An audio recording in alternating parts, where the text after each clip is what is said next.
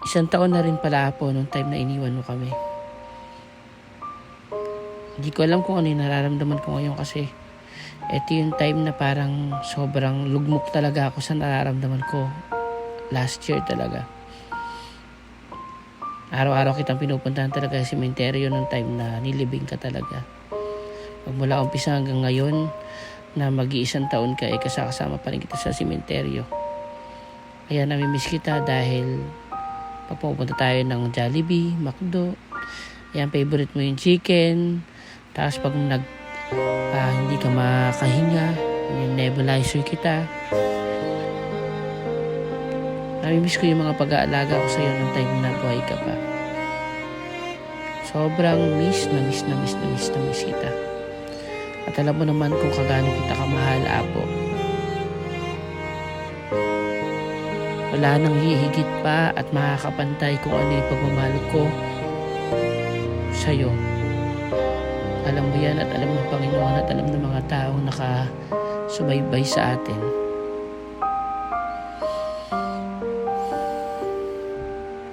Sobrang namimiss kita kasi isang taon na kitang hindi nakakasama, isang taon na kitang hindi naalagaan. Namimiss ko yung kulitan natin, ayan, yung ganyang kulitan natin.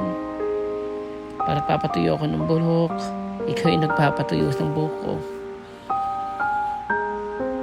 Guys, nakakalungkot. Pero kailangan kong tatagan ng loob ko kasi nandito na to eh. Pero sabi ko nga, kahit wala ka na, paparamdam ko pa rin sa'yo talaga kung kagaano kita kamahal. Hindi ako magsasawang pumunta sa sementeryo araw-araw bago ako mag-stream sa Bigo Live. Namiss ko na itawanan natin, kulitan, asaran, galit factor, awayan. Nakakamiss yung mga dati na ginagawa natin pareho. Namiss ko yung paglalambing ko sa'yo, paglalambing mo sa akin. Namimiss ko yung pag matutulog ako, kikis kita, papaalam ako sa'yo na matutulog muna ako, tapos pag-agising ko, good morning, kiss.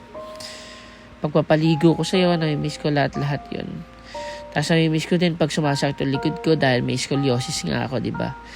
Ayan, naglalambing ako sa'yo na pahidan mo ako ng efficient oil. Pero syempre, yan ang ginagawa mo pa rin talaga yan, no? Napaka-sweet. Wala ka na makikita ng lola na ganyan kahit na medyo masungit yan, pero kita mo pag ako naglambing na parang ang sakit ng likod ko, Apo, pahidan mo ako ng efficient oil.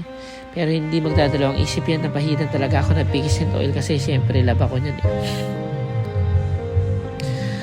Ay, namimiss ko talaga ang lola ko, Apo.